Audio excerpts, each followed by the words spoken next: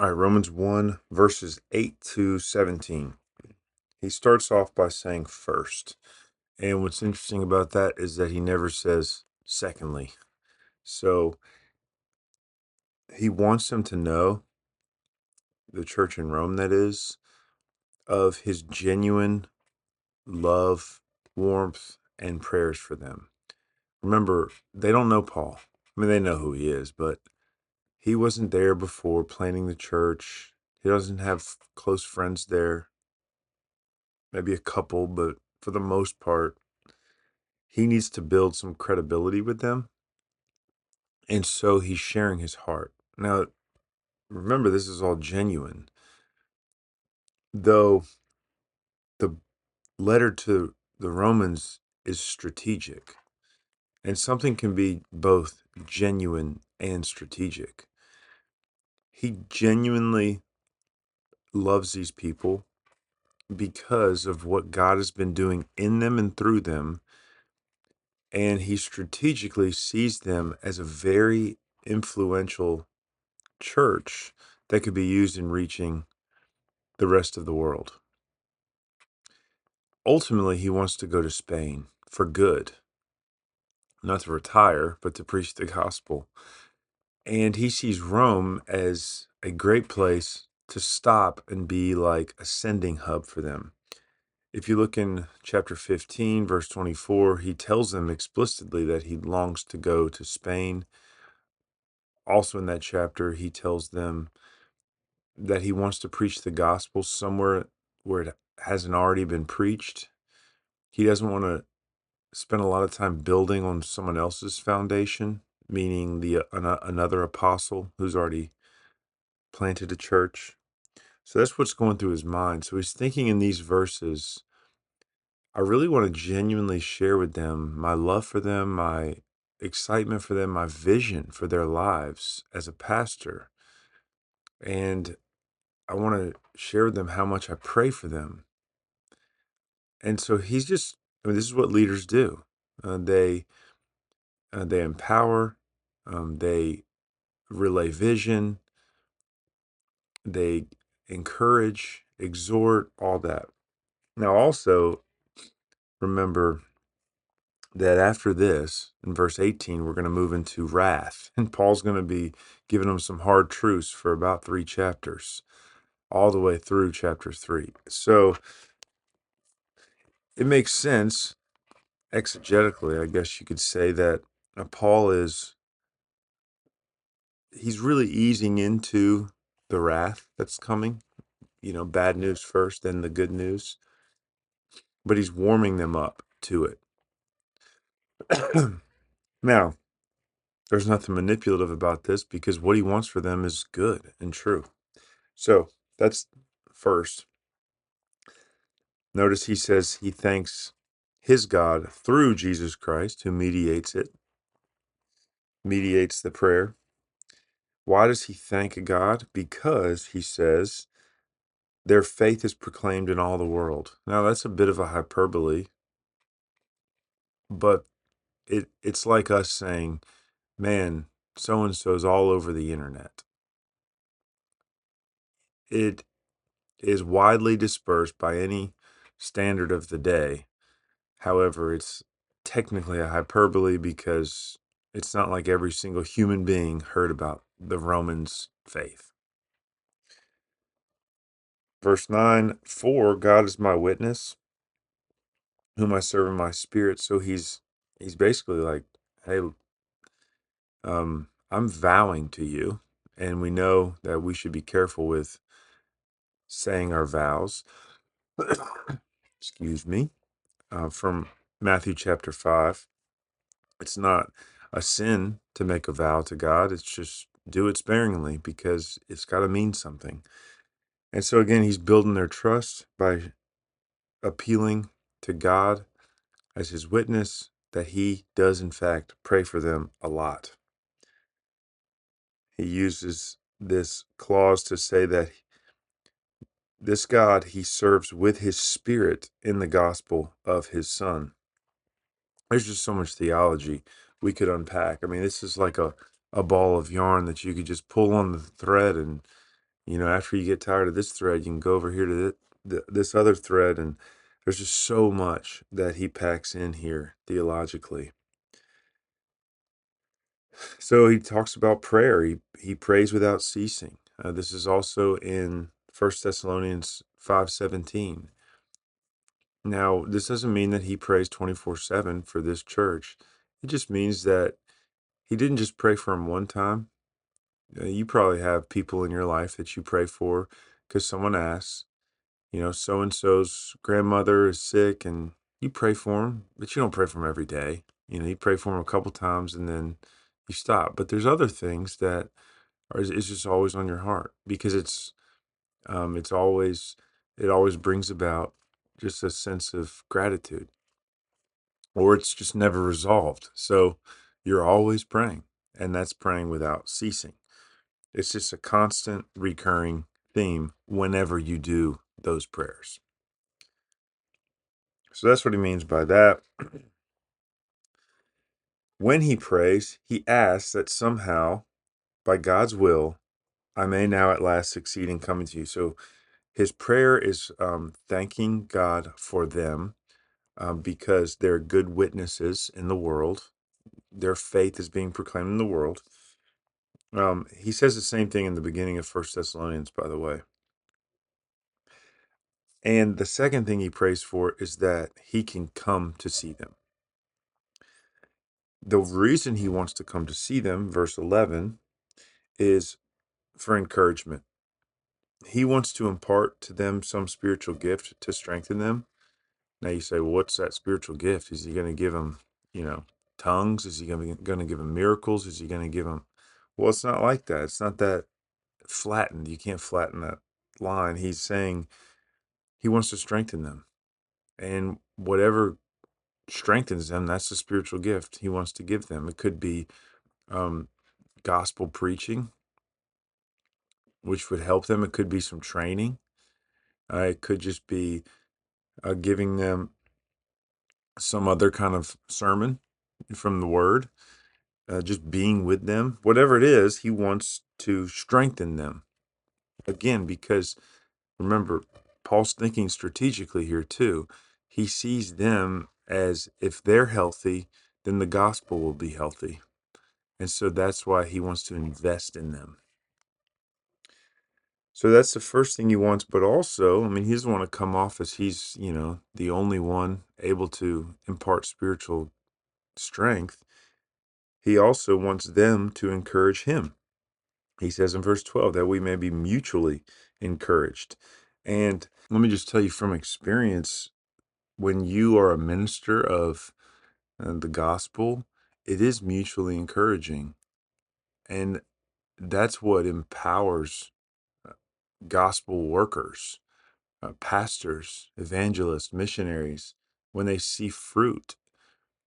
And just as encouraging as it is for someone learning and being discipled, it's encouraging for the discipler or for the preacher or for the evangelist to see that their labor is producing fruit. Because here's the deal: the fruit has been experienced by that gospel worker too. So, I come to know Jesus, and he starts impacting my life, and I start just loving him more.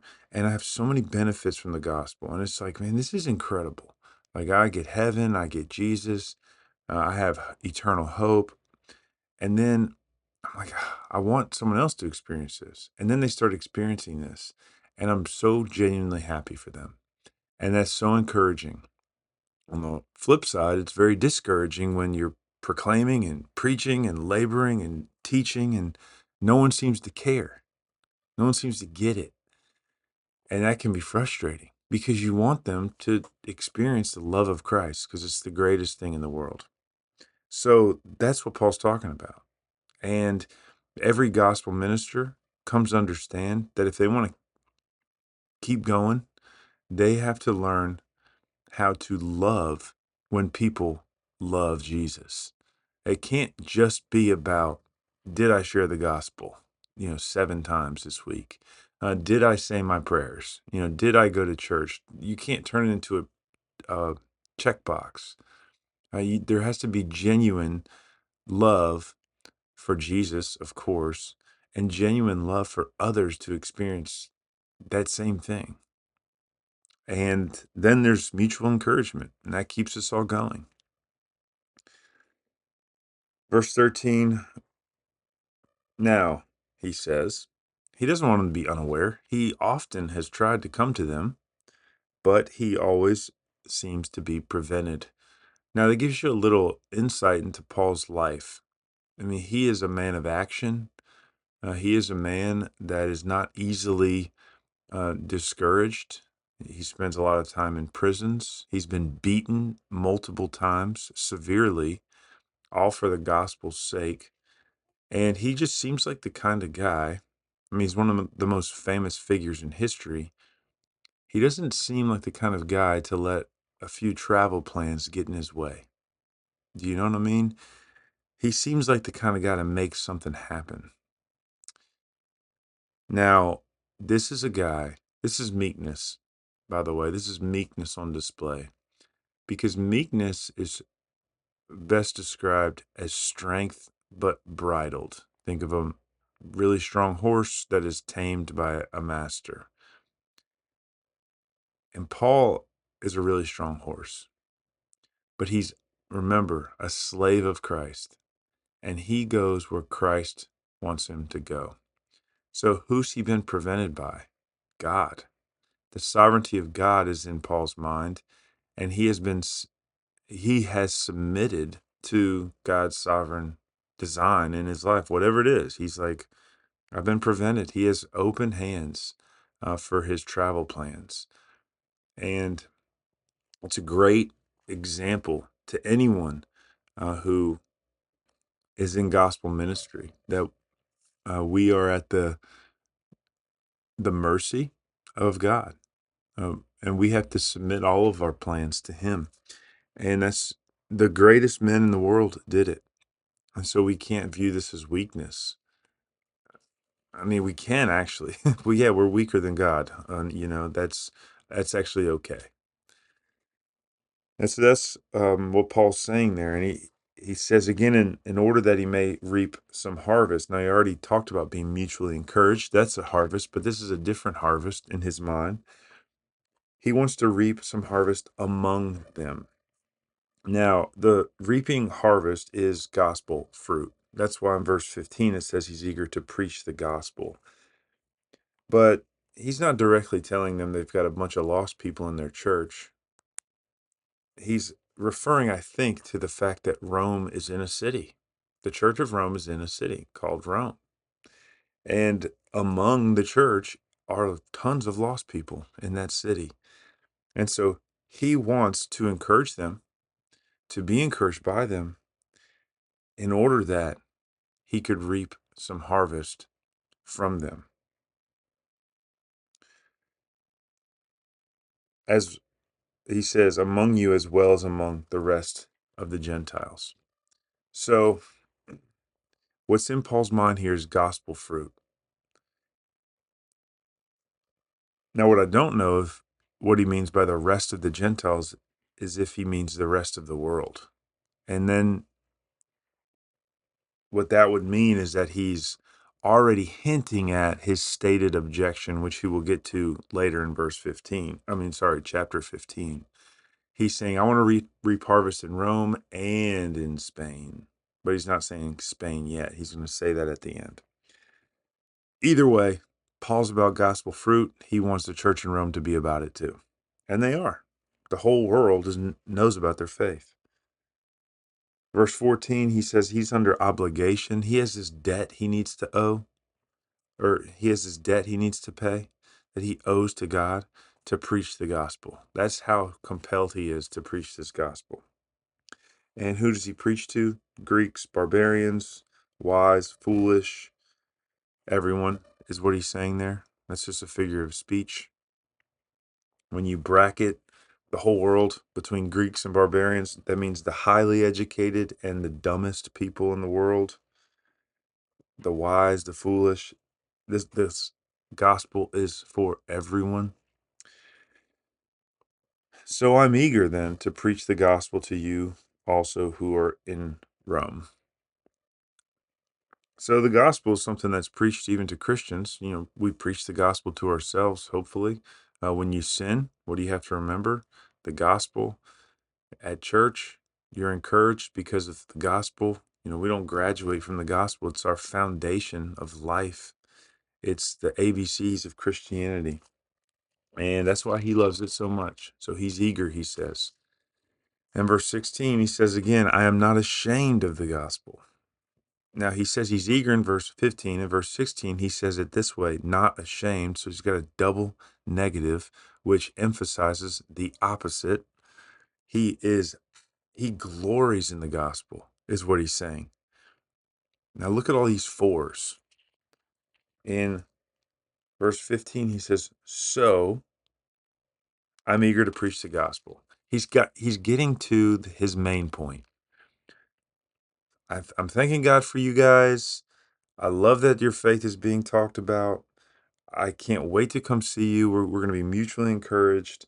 I want to preach the gospel. So I'm eager to preach this gospel to you who are in Rome because I want to see some spiritual fruit. For, why is he eager? He's not ashamed of the gospel. He glories in the gospel. For, why does he glory in the gospel? It's the power of God for salvation. For, how is it the power of God's salvation? Because in the gospel, the righteousness of God is revealed from faith, for faith as it is written. So that's his logical chain, his argument. He's eager to preach the gospel because he loves the gospel, because it's the power of God for salvation, because the righteousness of God is revealed. And then he moves on to the wrath of God. So let me break down these last two verses, and then we'll be done. The gospel itself, the message that God is holy, we are sinful people, and Christ paid the penalty on our behalf as a substitute, and through faith in him, we can be united to God forever, is the gospel message. That is the power of God for salvation. Same word used for miracles. Power of God. It's so strong that it can save us. It can unite us to God. Just this little simple message of faith in Christ will do some major work in your life. It will literally unite you to God. And this is the weapon that we yield as evangelists. And that's a really strong weapon. And if you like powerful things, then you would love the gospel, because the gospel is the most powerful thing, because it does the most impossible thing. It unites sinful man to a holy God. And that's why Paul loves it. And let's go even further. This is the best weapon in the world, the strongest, most powerful thing ever. We love it. And it's not just for Jews, it's for everyone. And not only that, it's for everyone and applied to everyone who works really hard? No, who believes. Like, that's incredible. That's astounding. We get access to a holy God through the most powerful message in the world by just believing. Paul is in love with this gospel. How does that happen? How is it that the gospel has so much power to do this? Because in the gospel, the righteousness of God is revealed. In other words, remember, this letter to the Romans is all about the righteousness of God. That's the main theme in this letter. Now, what is lacking? Why can't man be made right with God on his own? Because he lacks righteousness. Where does righteousness come from? Well, what Paul's saying here is it comes from the gospel. In the gospel, the righteousness of God is revealed. How? Where do you get it from? From faith. So you are lacking righteousness, so you cannot be made right with God. When you have faith, boom, righteousness of God shows up. Where? in Jesus Christ applied to you. So it comes to you from faith. And what do you do with it once you have it? Well, you use it for your faith. Now you have the righteousness of God applied to you, and you continue to live it out in your life.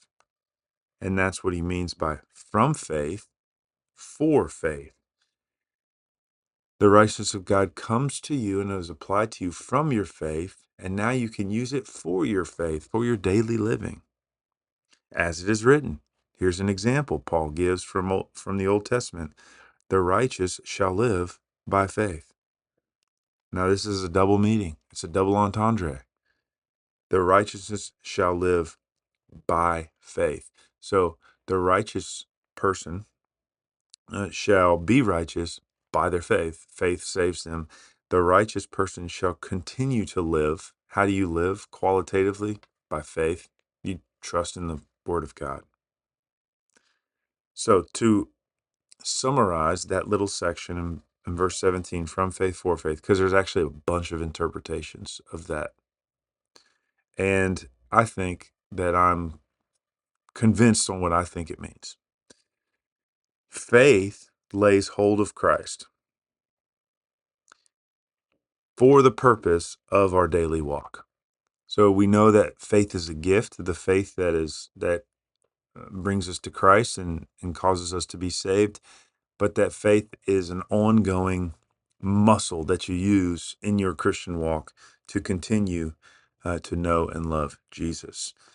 So that's Romans 1, 8 through 17. So a couple applications. Number one, where do you receive encouragement from? Are you mutually encouraged when you do gospel work? Or is there mutual encouragement going on? Are you encouraged by receiving teaching? And are you encouraged by giving in some way? Serving, teaching, evangelizing. If you're discouraged, perhaps one of those is missing. Perhaps you're not enjoying the teaching, the receiving of the gifts, and perhaps you're not giving and serving in a way, in a meaningful way. Second, do you see the gospel as powerful? Like, does verses 16 and 17 resonate with you? Either way, meditate on this and see the power of the gospel. This is not something you graduate from. This should continue to astound you. And the longer you go in your Christian life, the more you're going to see your sin and the more powerful you're going to see this incredible gospel message.